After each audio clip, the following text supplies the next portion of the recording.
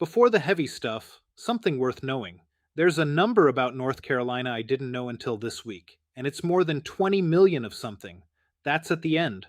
But first, this is CLT Daily. I'm Steve Babulis. It's Friday, August 28th, your independent daily briefing for the Queen City.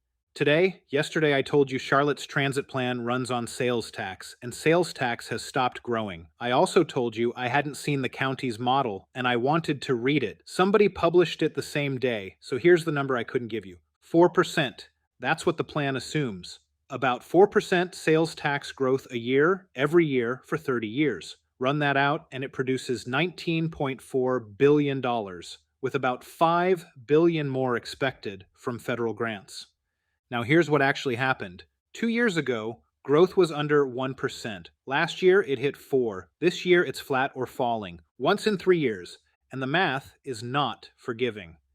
At 3% instead of 4, the plan loses about $3 billion over that period.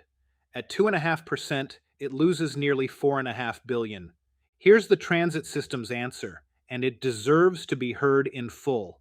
Quote, "Any 30-year financial plan is conservative by nature, and ours uses long-running average rates of growth specifically to avoid significant over- or underestimating future market conditions."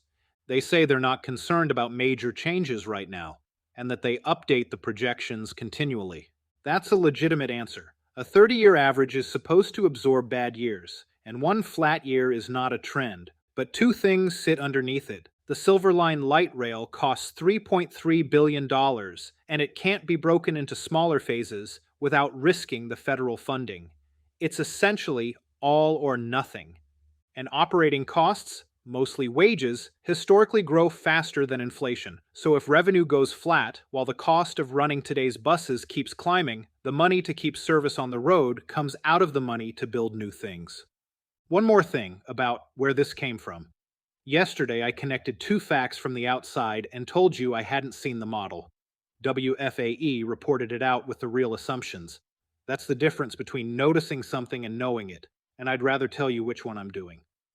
The number is 4% for 30 years. Charlotte has hit it once in the last 3. All right, here's what else you need to know today. Wednesday afternoon on Claiborne Woods Road in northwest Charlotte, 7 dogs, pit bull types, roughly a year old, attacked a woman in her own front yard. 4 people were hurt. At least one was still in the hospital yesterday. Angela Johnson was taking out her recycling. A neighbor, Joseph Correa, ran at the dogs with a shovel. A sheriff's deputy nearby serving an eviction heard the screaming, tried a taser, and when that failed, shot and killed one of the dogs. As of yesterday, nobody had found the owner. Sources disagree on how many of the other 6 dogs have been picked up, so I'm not going to give you a number I can't stand behind.